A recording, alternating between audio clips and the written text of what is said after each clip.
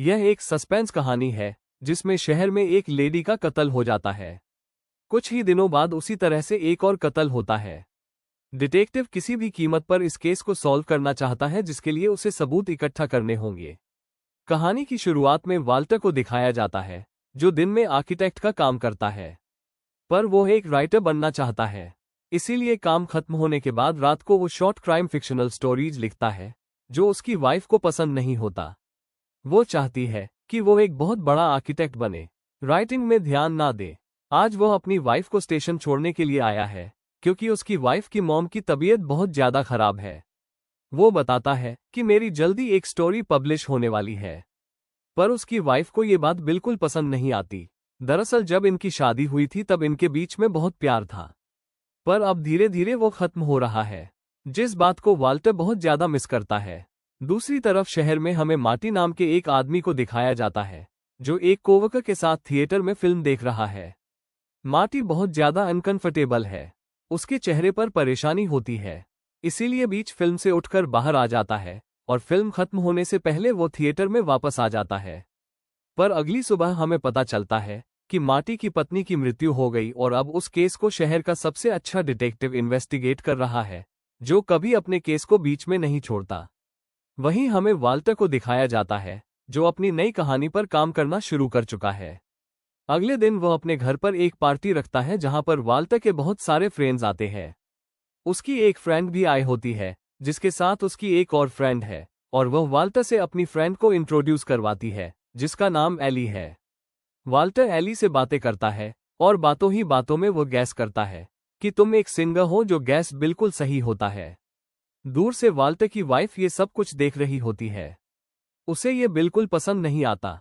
दरअसल वो हमेशा वाल्टर से कंप्लेन करती रहती है, पर वाल्टर हमेशा हर एक सिचुएशन को ठीक करने की कोशिश करता है। रात को जब ये दोनों के दोनों अपने बेड पर होते हैं, तो वाल्टर की वाइफ उससे एली के बारे में पूछती है। दरअसल वो वाल्टर पर शक कर रही है।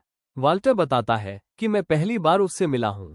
दरअसल अब वो अपनी वाइफ के साथ इंटीमेट होना चाहता है, पर उसकी वाइफ बिल्कुल इंटरेस्टेड नहीं होती। दरअसल अब इन दोनों का रिश्ता पहले से बहुत ज्यादा नम हो चुका है। वाल्टर अपनी वाइफ से इसका कारण पूछता है, पर वह इसका कोई कारण नहीं बताती। इसके बाद वाल्टर अपने टाइपराइटर के पास आ जाता है और अपनी अगली कहानी पर काम करना शुरू कर देता है। अगले दिन हमें डिटेक्टिव को दिखाया जाता है, जो मार्टी के पास जाता है। दरअसल डिटेक्टिव को शक है कि मार्टी ने ही अपनी पत्नी को मारा है, इसीलिए इनडायरेक्टली वो उसे कहता है कि कातिल कितना भी शातिर क्यों ना हो, मैं उसे नहीं छोड़ूंगा।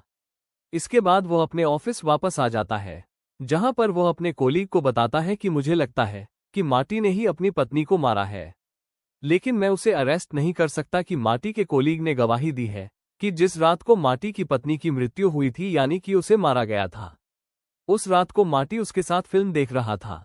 मेरे पास कोई सबूत नहीं है कि मार्टी उस वक्त अपने घर पर था। डिटेक्टिव इसके बाद मार्टी के उसी कोलीग से मिलने के लिए जाता है, उससे सवाल जवाब करता है। मार्टी दूर से देख लेता है। डिटेक्टिव के जाने के बाद वो अपने कोलीग के पास आता है, जो कि एक टीनेजर है, और कहता है कि जो जवाब तुमने अब तक दिए हैं, तुम वही जवाब देना। किसी को सच पता नहीं चलना चाहिए। दूसरी तरफ हमें वाल्टर को दिखाया जाता है। जब रात को वो अपने घर आता है, तो उसकी वाइफ उससे हर रोज की तरह लड़ती है। दरअसल अब वो उस पर और एली पर शक करती है। हालांकि वाल्टर कई बार उसे समझा चुका है कि एली का उसके साथ कोई रिश्ता नहीं है, पर उसकी वाइफ कहती है कि उस रात को पार्टी में जिस तरह से तुम एली से बात कर रहे थे, हर किसी ने तुम्हें नोटिस किया था। वाल्टर कहता है कि तुम्हें साइकेट्रिस्ट के पास जाना चाहिए। मैं पहले भी कई बार तुम्हें कह चुका हूं। हमारी शादी के 1 साल तक हमारा रिश्ता अच्छा था, उसके बाद तुम पूरी तरह से बदल गई। वाल्टर ने पहले भी कई बार अपनी वाइफ को साइकेट्रिस्ट के पास या काउंसलर के पास जाने के लिए कहा था। वो हमेशा मना कर देती थी, पर आज वो मान जाती है और गुस्से में अपने कमरे का दरवाजा अंदर से बंद कर देती है।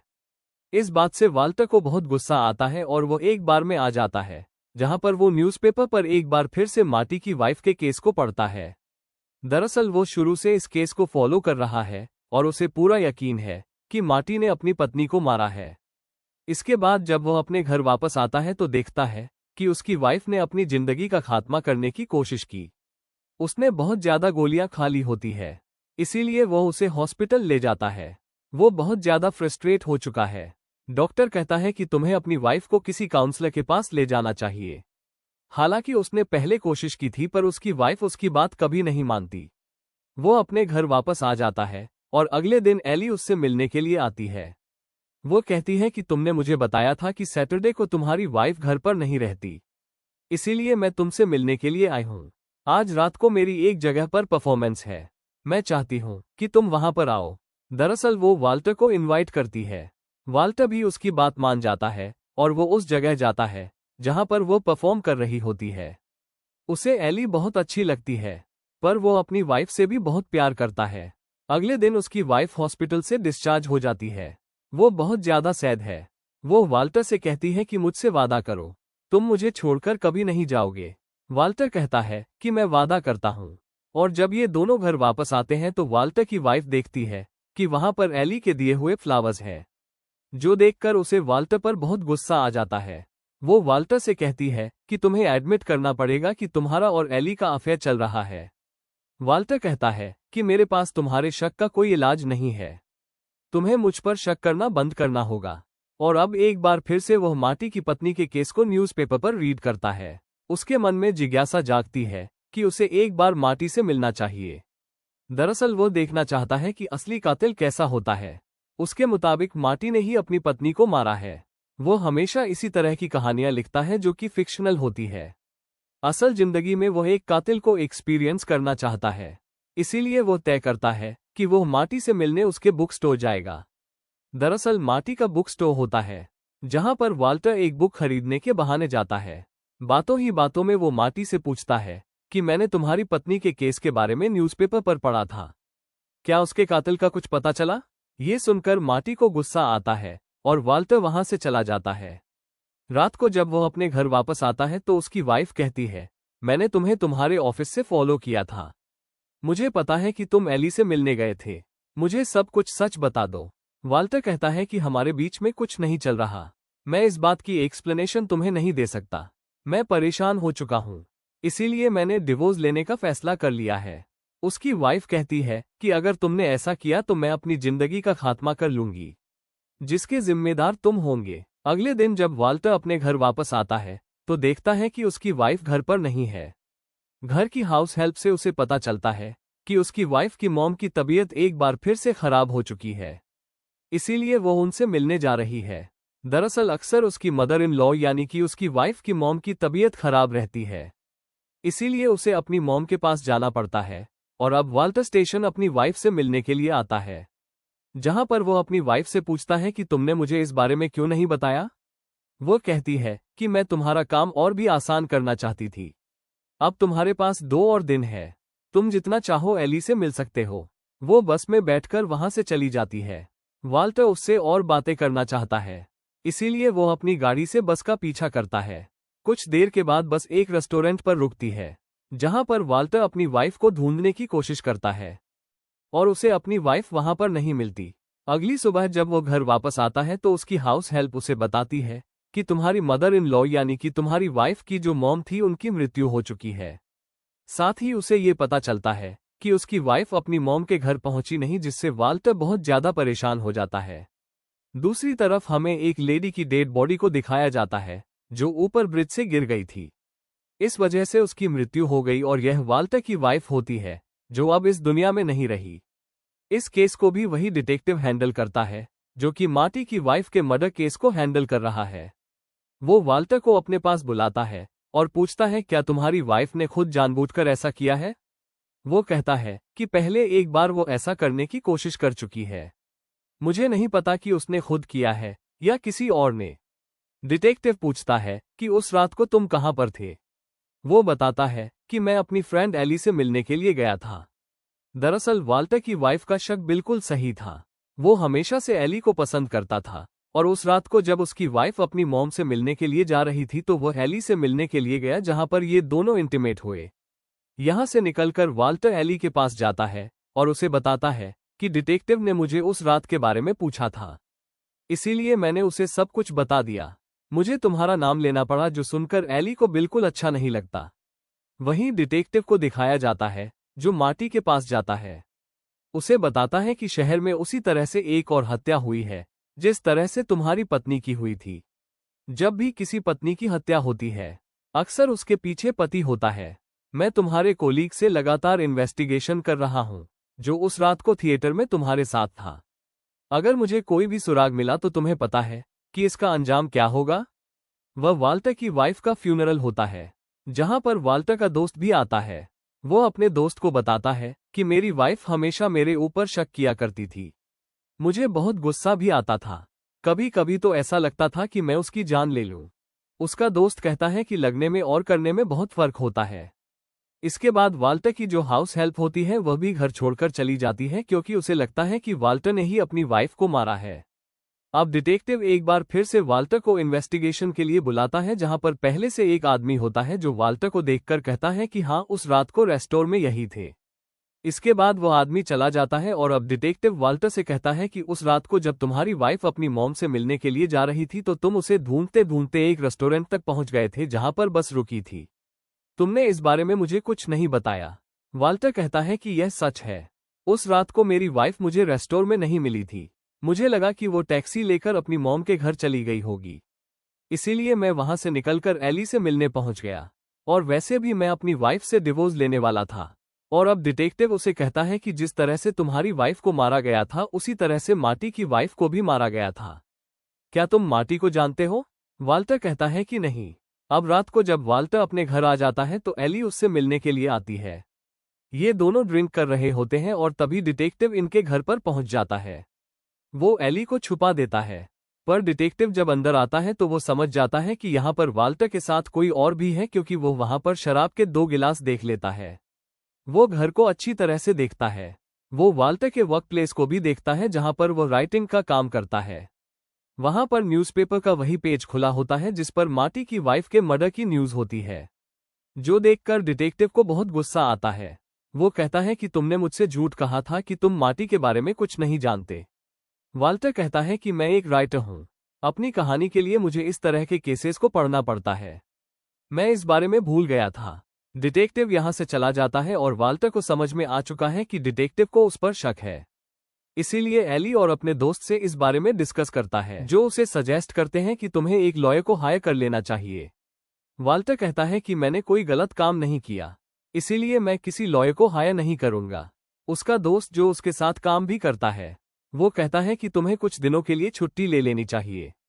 इस केस की वजह से हमारी फर्म की बदनामी भी हो रही है और अब एली भी वाल्टर से बहुत ज्यादा गुस्सा हो जाती है, इसीलिए वो यहां से चली जाती है। दूसरी तरफ डिटेक्टिव का सीनियर कहता है कि अब तक तुम इस केस को सॉल्व नहीं कर पाए, इसीलिए हम तुम्हें इस केस से निकालना चाहते हैं। वो डिटेक्टिव के ऊपर बहुत गुस्सा होते हैं, पर डिटेक्टिव कहता है कि जब तक मैं इस केस को सॉल्व न कर लूं, मैं इस केस को नहीं छोड़ूंगा। वो सीधा एली के पास जाता है, उससे सवाल जवाब करना चाहता है, पर एली उससे बात नहीं करना चाहती। जिसके बाद वह वाल्टर को लेकर मार्टी के पास जाता है। वो इन दोनों को इंट्रोड्यूस करवाता है। हालांकि ये दोनों पहले मिल चुके हैं, लेकिन इस बारे में दोनों एक कुछ नहीं कहते। और अब डिटेक्टिव कहता है कि तुम्हारी वाइफ के मर्डर के बारे में वाल्टर बहुत ज्यादा आर्टिकल्स पढ़ा करता था, इसीलिए शायद वो तुमसे इंस्पायर्ड हो गया, और जिस तरह से तुमने अपनी पत्नी को मारा था उसी तरह वाल्टर ने भी मारा। ये सारी बातें सुनकर मार्टी को बहुत गुस्सा आता है और कहता है कि तुम यहां से चले जाओ। ये दोनों यहां से निकल जाते हैं। दूसरी तरफ एली को दिखाया जाता है, जिसे अब वाल्टर के ऊपर शक है। उसे लगता है कि शायद वाल्टर ने ही अपनी वाइफ को मारा होगा, इसीलिए इन दोनों के बीच में झगड़ा हो जाता है और अब वाल्टर मार्टी से मिलने के लिए जाता है। कहता है मुझे पता है कि तुमने ही अपनी पत्नी को मारा है, पर मैं इस बात को समझ सकता हूं। मार्टी कहता है कि तुम मुझसे दूर रहो, तुम्हारी वजह से डिटेक्टिव का मेरे ऊपर शक बढ़ता ही जा रहा है। जिसके बाद वाल्टर यहां से बाहर निकल जाता है और जब वह यहां से निकलता है तो डिटेक्टिव दूर से सब कुछ देख रहा होता है। अब उसका शक पूरी तरह से यकीन में बदल चुका है कि इन दोनों ने ही अपनी अपनी पत्नियों को मारा है। ये दोनों पहले से एक दूसरे को जानते थे, जिस बारे में दोनों ने झूठ कहा। इसीलिए मार्टी के पास आता है, उसे बहुत बुरी तरह से मारता है, क्योंकि वो इस केस को किसी भी तरह से सॉल्व करना चाहता है। यहाँ पर मार्टी का कोलीग भी होता है जिसने मार्टी के लिए गवाही दी थी। वो बहुत ज्यादा डर जाता है क्योंकि वो एक टीनेजर है। वो तय कर लेता है कि उस रात को जो कुछ हुआ था वो सारा सच डिटेक्टिव को बता देगा। और अब मार्टी को समझ में आ चुका है कि वो बच नहीं सकता, इसीलिए वो यहां से भागना चाहता है। पर उसके पास इतने पैसे नहीं होते कि वो यहाँ से कहीं दूसरी जगह सेटल हो सके। वो वाल्टर से मिलने के लिए जाता है और कहता है कि जिस रात को तुम्हारी वाइफ की मृत्यु हुई उससे पहले तुम मुझसे मिलने के लिए आए थे, और इस बात का सबूत मेरे पास है, जो कि उस बुक की रिसीट होती है जो उसने उसके बुक स्टोर से खरीदी थी। वो कहता है कि मैं डिटेक्टिव को इस बारे में कुछ नहीं बताऊंगा और इसके बदले मुझे पैसे चाहिए ताकि मैं यहाँ से निकल सकूं।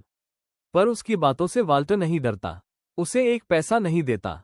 जिसके बाद वाल्टर अब डिटेक्टिव से मिलने के लिए जाता है और मार्टिन ने उससे जो कहा था, जो डिमांड की थी, वो सब कुछ डिटेक्टिव को बता देता है कि कैसे मार्टी उसे ब्लैकमेल कर रहा है। और अब डिटेक्टिव को पूरा यकीन हो चुका है कि मार्टी ने अपनी पत्नी को मारा था।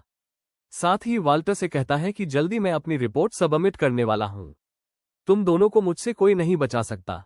साथ ही अब मार्टी का वो कोलीग जो उस रात मार्टी के साथ थिएटर में था, वो पुलिस स्टेशन आकर सारी बातें बता देता है कि किस तरह से मूवी के बीच में उस रात को मार्टी गायब हो गया था और कुछ देर के बाद वह वापस आ गया। अब डिटेक्टिव के पास पूरे सबूत है। साथ ही मार्टी वाल्टर पर बहुत गुस्सा होता है क्योंकि उसने डिटेक्टिव को सब कुछ बता दिया। इसीलिए रात को वाल्टर का पीछा करता है, और जब मार्टी वाल्टर का पीछा कर रहा होता है तो डिटेक्टिव भी अपने कोलीग के साथ गाड़ी से इन दोनों का पीछा करता है। वाल्टर उस जगह जाता है जहां पर एली परफॉर्म करती है और अब उसके पीछे मार्टी भी आ चुका है। वाल्टर मार्टी को देख लेता है, उसकी आंखों में उसे गुस्सा नजर आता है, इसीलिए वो वहां से भागकर नीचे बेसमेंट में चला जाता है। मार्टी भी वहां पहुंच जाता है। वाल्टर उससे छुप जाता है, पर अब डिटेक्टिव अपने कोलीग्स के साथ यहां पहुंच चुका है, जो उन्हें जल्द से जल्द मार्टी और वाल्टर को ढूंढने के लिए कहता है, और अब खुद भी वो उन्हें ढूंढता हुआ आगे बढ़ जाता है। मार्टी जो कि वॉल के पीछे छुपा हुआ है, उसे वहां पर किसी की शैडो दिखती है। वो समझ जाता है कि यह वाल्टर है, जिससे वो बहुत ज्यादा गुस्सा है। इसीलिए वो वाल्टर के ऊपर हमला कर देता है, उसे जान से मार देता है, और तभी उसे अपने पीछे किसी की आहट आती है जो कि वाल्टर होता है। दरअसल गलती से उसने डिटेक्टिव को मार दिया है। वाल्टर ने सब कुछ अपनी आंखों से देखा है, इसीलिए डरकर वो यहां से भाग जाता है। मार्टी उसका पीछा करता है, उसके सर पर खून सवार है। एक जगह वो उसे पकड़ लेता है, वो चाकू से उसे जख्मी कर देता है, पर अगले वार में मार्टी का चाकू वाल्टर पकड़ लेता है, और इससे पहले कि वो वाल्टर को मारता, जो डिटेक्टिव के कोलीग्स होते हैं वो यहाँ पर पहुंच जाते हैं और मार्टी को गोली मार देते हैं, जिससे उसकी मृत्यु हो जाती है। वाल्टर बुरी तरह से जख्मी है, वो अपनी जिंदगी की आखिरी सांसें ले रहा है। उसके चेहरे पर मुस्कुराहट होती है। वो कहता है कि मैंने अपनी पत्नी को नहीं मारा था, दरअसल मार्टी ने अपनी पत्नी का कत्ल किया था, और शायद यह इत्तेफाक था कि वाल्टर की पत्नी ने उसी जगह से अपनी जिंदगी का खात्मा कर लिया जिस जगह पर मार्टी ने अपनी पत्नी को मारा था, और इस तरह से वाल्टर भी इस केस में फंस गया। और अपने आखिरी वक्त में इंसान कभी झूठ नहीं बोलता, इसका मतलब है कि वाल्टर बेगुनाह है। वाल्टर के दिमाग में अजीब अजीब सी आवाजें गूंज रही होती है। वो कहता है कि मैं एक राइटर हूँ, साथ ही टाइपराइटर की आवाज भी आ रही होती है, और तभी हमें टाइपराइटर दिखाया जाता है जिस पर लिखा हुआ आता है द एंड। आपको क्या लगता है, क्या ये पूरी की पूरी कहानी जो अब तक हमने सुनी है वो वाल्टर की कल्पना थी? क्या वो सच में कहानी लिख रहा था?